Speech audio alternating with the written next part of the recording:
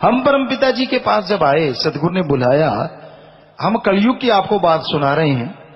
आज हमें कई चीजें ऐसी सुनने को मिल रही हैं जो आज हमें मजबूर कर रही हैं कि हमें ये बात बतानी ही होगी। तो बेपरवाह जी से चर्चा होती, भयानक कलयुग है, घोर कलयुग है, सतगुरु जी बचेगा कौन?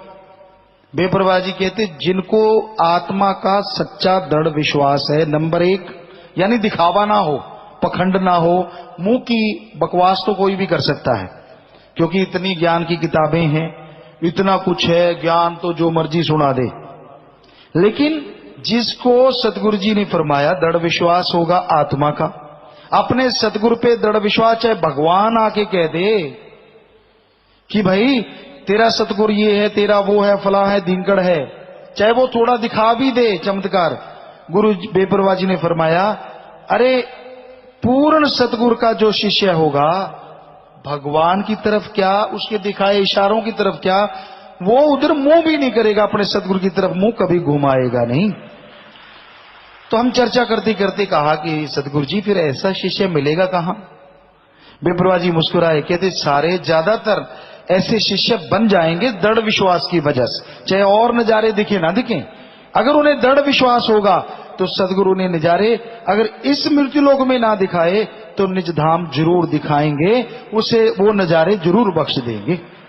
तो हमने कहा जी ऐसा दृढ़ विश्वास, क्योंकि लोग तो काम वासना क्रोध लोभ मोह अहंकार मन माया में उलझ जाते हैं, ऐसा दृढ़ विश्वास कैसे संभव है? बेपरवाह जी ने फरमाया जो सुमरण करेंगे सुबह शाम मजलिस सुने और अमल करेंगे। आप मजलिस की बात करते हैं, हमारे रूबरू होके लोग अमल नहीं करते। जो अपने पीर फकीर को आदमी समझता है वो जिंदगी में आदमी भी नहीं रहता, दर दर की ठोकर के काबिल बन जाता है। ये हमने अपनी आंखों से सैकड़ों को देखा है और आगे भी आप लोग भी देखेंगे, आपने भी देखा है। जो अपने पीर फकीर की बात को ही मजाक समझता है उसकी जिंदगी मजाक बन के रह जाती है, उसके सिवा कुछ भी नहीं।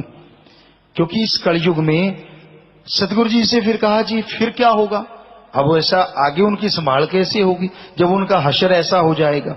तो बेपरवाह जी ने फरमाया वो आत्मा नरक में नहीं जाएगी, आगे उसको भयानक सजाएं तो मिलेंगी, बाकी ठोकरें इधर, बाकी सजाएं वहां। वो कुछ गधे होंगे, चंद लोग, बेपरवाह जी की भाषा जो उन्होंने इस्तेमाल की, कि चंद गधे होंगे ऐसे। तो आगे फिर नरक से भी बदतर उनको सजा मिलेगी। सारी आत्माएं पास से जाया करेंगी, वो देखेंगे खड़े कि हैं ये तो फलाना खड़ा है, यहां लटका पड़ा है, अच्छा ये तो फलाना लटका हुआ है। तो उनको शर्म दे दे के वो आत्माएं उनके पास से जाएंगी, और वो शर्म इतनी ज्यादा, यहां तो थोड़ी महसूस होती है, बेपरवाह जी ने फरमाया वहां हजारों गुना ज्यादा महसूस होगी, और आत्मा कर कुछ नहीं सकेगी। ये तो है नहीं कि आत्महत्या या फलां या धींकड़ जो आजकल लोग तरह तरह के करते रहते हैं बातें, तो वहां तो कोई संभव ही नहीं है, सजा ही सजा, सजा और बढ़ती जाती है और बढ़ती जाती है। तो फिर सतगुरु जी आगे क्या होगा? आगे उन आत्माओं की पहचान होगी, उन रूहों की पहचान तो सतगुरु रखेगा ही रखेगा। कोई भी आत्मा जाती है, चाहे वो अच्छे कर्म करके सतगुरु पे दृढ़ विश्वास करके आखिर ओढ़ निभा के जाती है, पहचान उसकी भी रहेगी। और जो ऐसी रूहें हैं जो सजा भोग के जाएंगी, पहचान उनकी भी होगी। तो हमने कहा बेपरवाह जी फिर वहां तो उनको शर्मसार, कहते नहीं वो उनकी सजा पूरी हो जाएगी, पता नहीं कितने साल युग लगेंगे सजा में, जन्म मरण तो खत्म हो जाएगा, लेकिन वहां फिर उस आत्मा को मालिक अपनी कृपा से माफ करके ही लेके जाएंगे निज धाम। वहां तो प्रवेश, जैसे प्रवेश करेगी तो वो उसका रंग भी दूसरों की तरह कुछ ना कुछ ठीक होता चला जाएगा, पर पहचान उनकी जरूर रहेगी।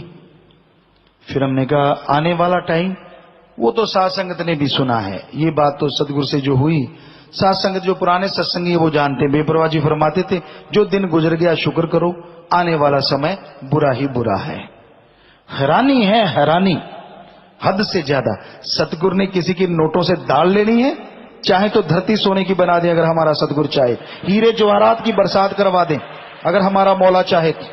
आपके चंद सड़ी गुटियों के पीछे सवाल पैदा नहीं होता।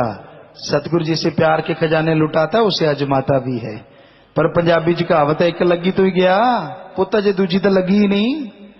सो हमने देखा है कईयों की तर जाती है। पंजाबी जी कहावत है मुंह आया गल ना रहिंदी, लींडी तर गई तो फिर तर गई, और लींडी तरदी कदों जो सुक जाती है। सुख दी कदों है जो कोई डर लग्या होवे, कोई भै आ जावे, कोई चिंता आ जावे, या अपने आप को बंदा ज्यादा होशियार भी मैं फन्ने खा है। और कई फन्ने खाओं के कुल्ले उतरते, क्योंकि परमपिता जी के वचन है कुल्ले लैन होशियार आंदे। बड़े बड़े जो होशियार फन्ने खा बनते हैं ना, पल में कुल्ले उतर जाते हैं, पल में। अनपढ़ अपना पार लगा जाते हैं, पार लगा जाते हैं, उनको कोई मतलब ही नहीं होता। कई तो योजनाएं बनाते हैं जी बकायदा, कई कई महीनों से योजनाएं चलती हैं, यूं करें फिर वो करें, वो फलां करें फिर धींकड़ करें। करो तो सही बेटा, चलो तो सही, लगेगा ना पता। सो हमने सासंग जी किसी से क्या दाड़ लेनी है। हमारा सतगुरु मौला है, वो चाहे तो कुछ भी करवा दे, किसी से कोई आस नहीं रखते हम। बस इतनी जरूर मालिक से दुआ करते हैं, हे मालिक जिनकी बुद्धि पे पत्थर पड़ रहे हैं, जो अपने आप को शातिर समझ रहे हैं, हे सतगुरुदाता उनको एक बार प्यार से समझा दे, नहीं समझे तो फिर तुम अपने तरीके से समझा देना, पर उनको जरूर समझाना।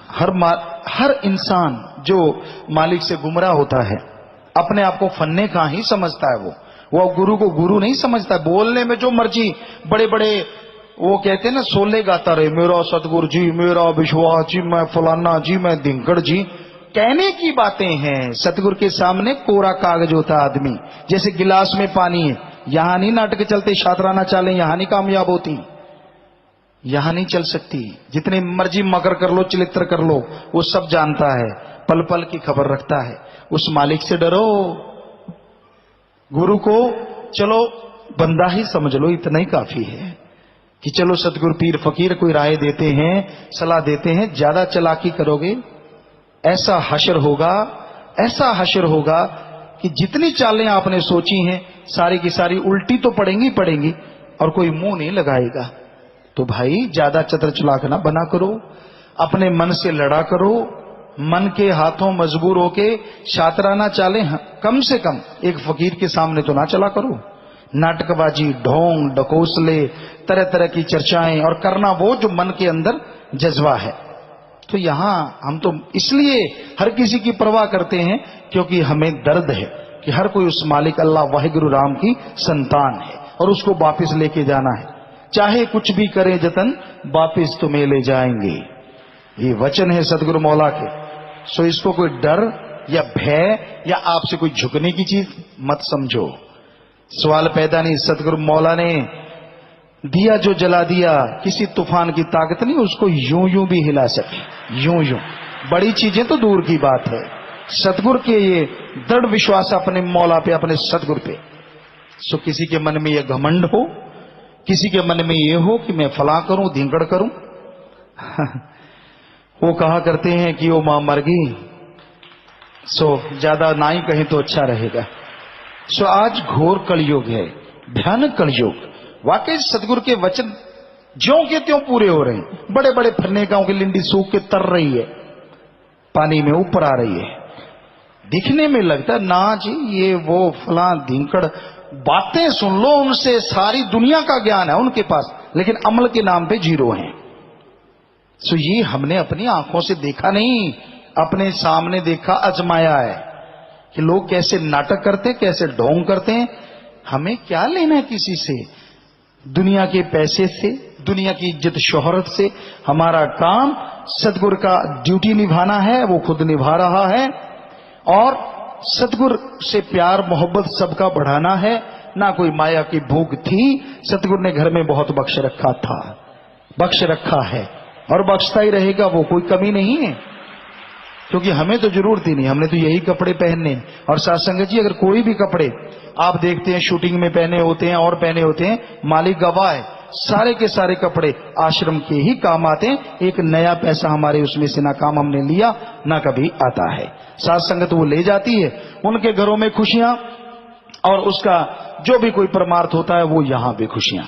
सो सवाल पैदा नहीं, सिर सिर की शर्त लगाते हैं, हम एक नया पैसा अपने पे लगाते हो, क्योंकि यहां निंदकों की कमी नहीं है। चलता चलता पैसा कब खोटा हो जाए। हम हजारों बार आपको समझाया करते हैं कि सिर्फ अगर अपना डाउट शक दूर करना है तो पीर फकीर से बात करो। अरे यहां फन्ने खा नन्ने खा है, बोलने में बहुत थोथा चना बाजे घना, हम कहते नहीं, पर सच ये है ऐसे लोगों का ना तो नूरी स्वरूप से कोई वास्ता होता है, ना उनका सुमरण चला होता है, दृढ़ विश्वास तब तक ही होता है जब तक सदगुरु दया मेरे रहमत कर ले, वो भी पल में डगमगा जाता है। भगवान तो दूर की बात है, 4 बाल बच्चों से आदमी का मोग निकल जाती है। भगवान आके कह दे कि ये काम है, फिर तो पता नहीं क्या हाल होगा। सो ऐसा हमने होते देखा है, देख रहे हैं, और मालिक से दुआ करते हैं आगे से ना दिखाए, रहमत रखे सब पे, सब जीवों का दृढ़ विश्वास बने और उनकी झोलियों में मालिक दया में रहमत से ऐसी खुशियां भर दें, ऐसा दृढ़ विश्वास भर दें कि वो किसी आदमी की बातों में ना आए, अपने पीर फकीर के वचन सुन के अमल करे और दोनों जहां की खुशियों से घर को माला माल कर ले।